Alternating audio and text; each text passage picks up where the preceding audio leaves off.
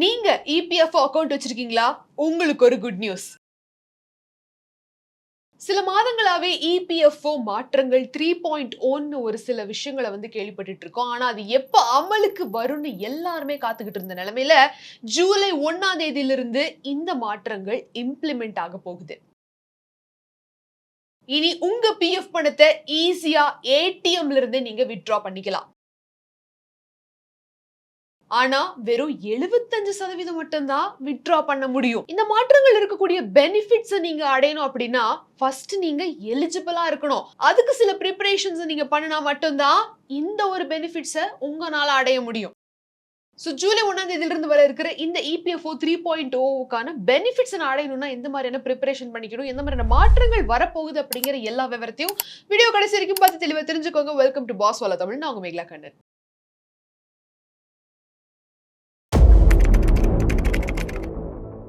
நம்ம நாட்டுல 30 கோடிக்கும் மேலான இபிஎஃப்ஓ அக்கவுண்ட் ஹோல்டர்ஸ் இருக்காங்க. முதல்ல இந்த இபிஎஃப்ஓ அப்படின்னா என்னன்னு தெரியாதவங்களுக்கு நான் ஒரு சின்ன இது கொடுத்துறேன்.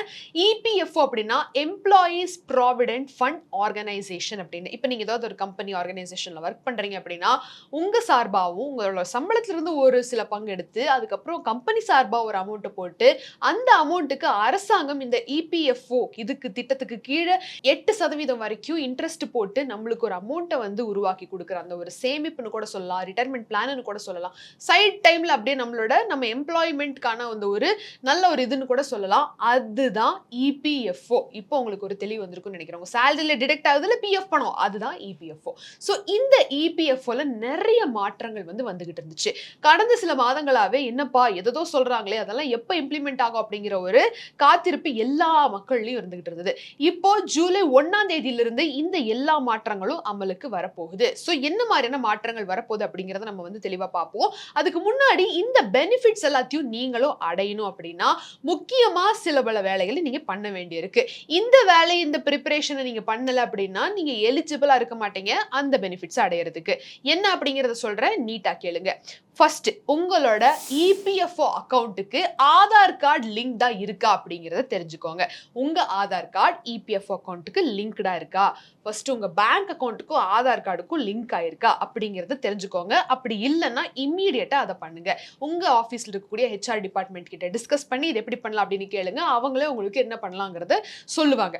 அடுத்ததா உங்களோட பேங்க் அக்கவுண்ட்டை இபிஎஃப்ஓ மெம்பர் போர்ட்டலுக்கு லிங்க் பண்ணுங்க. அப்பதான் உங்களோட இபிஎஃப்ஓ பணத்தை இன்கேஸ் நீங்க அந்த பேங்க்ல இருக்கக்கூடியது மூலியமா ஏடிஎம்ல வித்ட்ரா பண்ணலாம் அப்படின்னு நினைச்சீங்கன்னா பண்ண முடியும். அப்படி இல்லைன்னா பண்ண முடியாது. ஸோ அதுக்குமே உங்க ஹெச்ஆர் டிபார்ட்மெண்ட்டை கான்டாக்ட் பண்ணுங்க, அவங்க ஹெல்ப் பண்ணுவாங்க. அடுத்ததா உங்க பேரு, அட்ரஸ், டேட் ஆஃப் பர்த் இது எல்லாமே உங்க பேன் கார்டு ஆதார் கார்டுல என்ன இருக்கோ அதே தான் இங்கேயும் இருக்கு, இபிஎஃப்ஓ போர்ட்டலையும் அதே தான் இருக்கு அப்படிங்கிற மாதிரி வெரிஃபிகேஷன் பண்ணிக்கோங்க. ஏதாவது ஒரு சின்ன மிஸ்டேக் இருந்தா கூட உங்க பணத்தை நீங்க வித்ட்ரா பண்ணிக்கிறது சிக்கலாகும். நெக்ஸ்ட் உங்களோட இபிஎஃப்ஓ மெம்பர் போர்ட்டல் எந்த ஒரு பேங்க் அக்கவுண்ட்டுக்கு லிங்க் ஆயிருக்கோ அந்த பேங்க் அக்கவுண்டோட யூபிஐ ஐடியை கிரியேட் பண்ணி வச்சுக்கோங்க. இன்கேஸ் அது இருந்ததுன்னா நோ ப்ராப்ளம். இன்கேஸ் இல்லைன்னா யூபிஐ ஐடியை கன்ஃபார்ம் பண்ணி வச்சுக்கோங்க. இதுதான் அதோடது அப்படிங்கிற ஒரு கன்ஃபர்மேஷன் உங்களுக்கு இருக்கட்டும். உங்களோட பிஎஃப் ரிலேட்டட் டாக்குமெண்ட்ஸ் எல்லாத்தையுமே டிஜி லாக்கர்ல ரெஜிஸ்டர் பண்ணுங்க. சோ தட் உங்களுக்கு ரொம்ப ஈஸியா இருக்கும் ஆக்சஸ் பண்றதுக்கு. இப்போ நான் சொன்ன இந்த விஷயத்துல எதையுமே டிலே பண்ணிராதீங்க. இது டிலே ஆச்சு இல்ல ஒருவேளை இதுல எதுவுமே சரியா இல்ல அப்படிங்கிறப்போ உங்களோட ப்ராசஸ் இன்கேஸ் நீங்க வித்ட்ரா பண்ணணும், பணத்தை எடுக்கணும்ன்ற ப்ராசஸ் இல்ல இந்த மாற்றங்கள் எல்லாம் இம்ப்ளிமெண்ட் ஆனதுக்கு அப்புறம் சின்ன ப்ராசஸ் எல்லாமே டிலே ஆக வாய்ப்பு இருக்கு. இப்போ நம்ம ஜூலை 1ஆம் தேதியிலிருந்து என்னென்ன இம்ப்ளிமெண்ட் ஆக போகுது அப்படிங்கறத ஒன் பை ஒன்னா பார்க்கலாம். First one UPI withdrawal. இது நம்ம எல்லாத்துக்கும் தெரிஞ்ச ஒரு விஷயம், கேள்விப்பட்டிருப்பீங்க. ஆனா இது எப்படி ஒர்க் ஆக போகுது, எப்படி இம்ப்ளிமெண்ட் ஆக போறாங்க அப்படிங்கறத உங்களுக்கு நான் தெளிவா பிரேக் டவுன் பண்றேன். சோ யூபிஐ அப்படின்னா என்ன? நம்ம PhonePe, Google Pay, BHIM, Paytm இந்த மாதிரியான அப்ளிகேஷன்ஸ் யூஸ் பண்றோம் இல்லையா, இதெல்லாம் UPI based apps.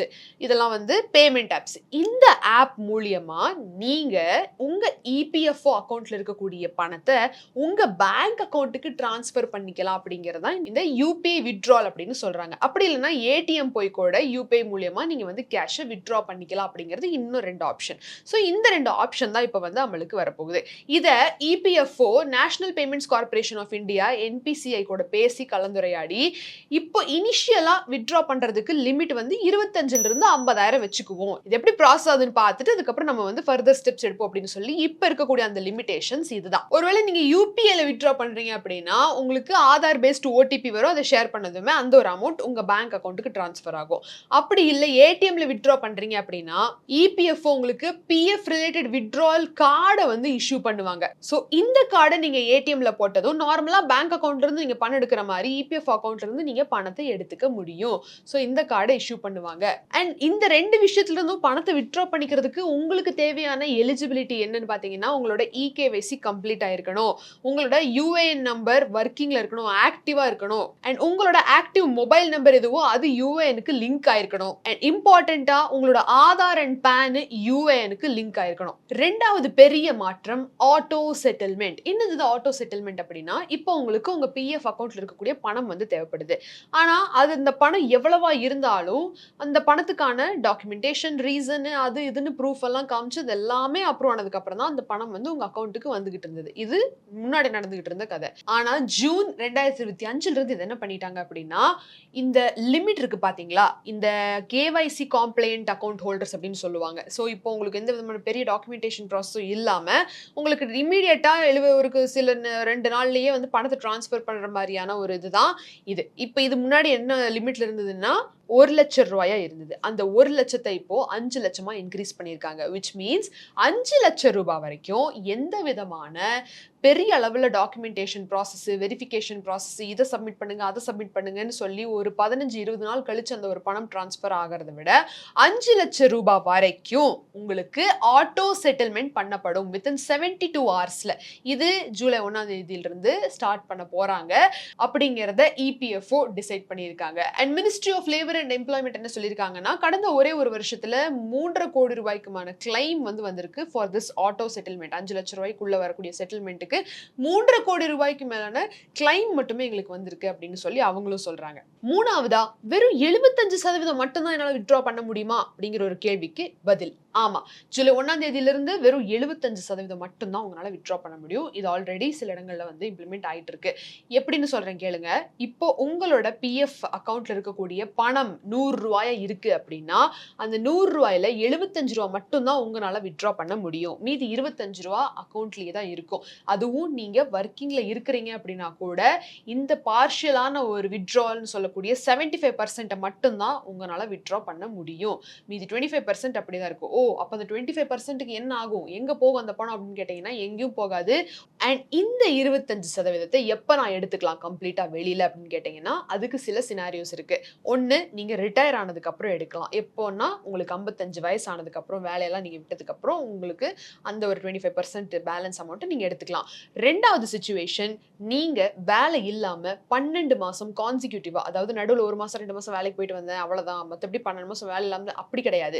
Complete 12 months நீங்க வேலை இல்லாம இருக்கீங்க, அன்எம்ப்ளாய்டா இருக்கீங்க அப்படின்னா அப்போ உங்க பணத்தை மீதி 25% நீங்க வித்ட்ரா பண்ணிக்கலாம். அப்படி இல்லைன்னா பர்மனன்ட் டிசேபிலிட்டி, ஏதாவது ஒரு ஆக்சிடென்ட் ஆயிடுச்சு இல்ல எங்கேயாவது ஒரு இடத்துல உங்களுக்கு வந்து பர்மனெண்டா கையோ காலோ இல்ல ஏதாவது ஒரு விஷயம் வந்து டிசேபிள் ஆயிடுச்சு, பர்மனென்ட்லி டிசேபிள்னு பாக்குறப்போ அந்த டைம்ல நீங்க 25% மீதி என்ன பணம் இருக்கோ அதை நீங்க எடுத்துக்கலாம். சோ இப்ப நான் சொன்ன இந்த சில முக்கியமான மாற்றங்கள் தான் இப்ப ஜூலைல இருந்து அமலுக்கு வரப்போகுது. இதுல இருக்கக்கூடிய சேலஞ்சஸ் அப்படின்னு நம்ம பார்த்தோம்னா இந்த இபிஎஃப்ஓ அப்படிங்கறது வந்து நிறைய பேர் அவங்களோட ரிட்டையர்மெண்ட் பிளானா தான் பாக்குறாங்க. சோ அது ஏன் அப்படின்னா நமக்கு நிறைய ரெஸ்ட்ரிக்ஷன்ஸ் இருந்ததுனால, ஓகே அதெல்லாம் டக்குன்னு நினைச்சா எடுக்க முடியாதுப்பா அப்படிங்கிற ஒரு ரெஸ்ட்ரிக்ஷன் இருந்தனால தான் ஈஸியா யாரும் அந்த ஒரு பணத்தை தொட போகல. இப்போ இதை தொடறதுக்கோ இல்ல இதை வந்து வித்ட்ரா பண்ணிக்கிறதுக்கோ யூபிஐ மூலியமாவோ ஏடிஎம் மூலியமாவோ நிறைய ஆப்ஷன்ஸ் வர்றதுனால ஈஸியா இந்த ஒரு சேமிப்பை பிரேக் பண்றதுக்கான ஆப்ஷன் யங்ஸ்டர்ஸ்க்கு நடுவில் உருவாகுது அப்படிங்கிற ஒரு சேலஞ்ச் எல்லா எக்ஸ்பர்ட்ஸும் பேசுறாங்க. ஸோ இது என்ன ஆகுதுன்னா ஒரு லாங் டேர்ம் இன்ட்ரெஸ்ட் க்ரோயிங் இதை வந்து நம்ம பிரேக் பண்ற மாதிரி ஆகுது. இப்போ இதுவே ரொம்ப வருஷத்துக்கு விட்டாங்கன்னா உங்களுக்கு ஒரு நல்ல கார்பஸா அமையும். தனியா ரிட்டையர்மெண்ட்டுக்குன்னு சிலது எடுத்து வைக்காம இதை அவங்க உருவாக்கலாம் அப்படிங்கிற ஒரு இது இங்க பிரேக் ஆக வாய்ப்பு இருக்கு அப்படின்னு எக்ஸ்பர்ட் சொல்றாங்க. அது மட்டும் இல்லாம எல்லாமே ஆட்டோமேட்டடா இருக்கிறப்போ அண்ட் அதுலயுமே சம்டைம்ஸ் ஏதாவது ஒரு காம்ப்ளிகேஷன்ஸ் வருமோ, சம்டைம்ஸ் நம்மளுக்கு வந்து மோர் தென் செக்யூரிட்டி குவெஸ்சன்ஸ் வந்து அரைஸ் ஆகுது. அதையுமே எக்ஸ்பர்ட்ஸ் வந்து பேசுறாங்க. யங்ஸ்டர்ஸுக்கு நடுவில் சில விஷயங்களை வந்து ஆட்டோமேட் பண்றப்போ எல்லாமே ஓரளவுக்கு நம்பகரமா அப்புறமா இருக்கும் அப்படிங்கிற ஒரு டவுட் வருது. பட் இது எல்லாத்தையும் தாண்டி நீங்க இந்த ஒரு அப்டேட்டை பத்தி எந்த ஒரு விஷயத்தை சேலஞ்சா நினைக்கிறீங்க? இல்ல இது நம்மளுக்கு வந்திருக்கக்கூடிய ஒரு மிகப்பெரிய நல்ல விஷயம்னு நினைக்கிறீங்களா? இல்ல இந்த மாற்றம் கண்டிப்பா தேவைதான். இபிஎஃப்ஓ பணத்தை வச்சுக்கிட்டு என்ன பண்ணிட்டோம்? அது ஒரு அவசரத்துக்கு ஆகலன்னா அது என்ன பணம் அது அப்படின்னு நினைக்கிறீங்களா? எந்த மாதிரியான ஒரு ஒப்பீனியன் உங்களுக்கு உருவாயிருக்கு அப்படிங்கிறத காமெண்ட் செக்ஷன்ல தெரியப்படுத்துங்க. அண்ட் இது எல்லாத்தோட முக்கியமா நீங்க ஃபர்ஸ்ட் நீங்க இபிஎஃப் அக்கௌண்ட் வச்சிருக்கீங்க அப்படின்னா நான் ஸ்டார்டிங்ல சொன்ன அந்த எல்லா ப்ரிப்பரேஷனையும் கரெக்டா பண்ணிக்கோங்க. எல்லாம் இருக்கா அப்படின்னு பாத்துக்கோங்க. ஏன்னா இந்த பெனிஃபிட்ஸ் உங்களுக்கு கிடைக்கணும் அப்படின்னா இது எல்லாமே கரெக்டா இருந்தா தான் நடக்கும். சோ இந்த ஒரு வீடியோ உங்களுக்கு பிடிச்சிருக்கு அப்படின்னா நிறைய பேர்கிட்ட ஷேர் பண்ணுங்க. அண்ட் இதே மாதிரி ஒரு இன்ட்ரெஸ்டிங்கான இன்ஃபர்மேட்டிவான டாபிக்ல நான் உங்களை வந்து சந்திக்கிறேன். Until then, Megala Karan signing off. நன்றி, வணக்கம். பிராண்ட் பார்ட்னர்ஷிப் மற்றும் அட்வர்டைசிங் என்கொயரிஸ்க்கு brand@bosswala.com என்ற இமெயில் ஐடிக்கோ அல்லது 9108014192 என்ற வாட்ஸ்அப் எண்ணை தொடர்பு கொள்ளலாம். Bosswala. Be the boss.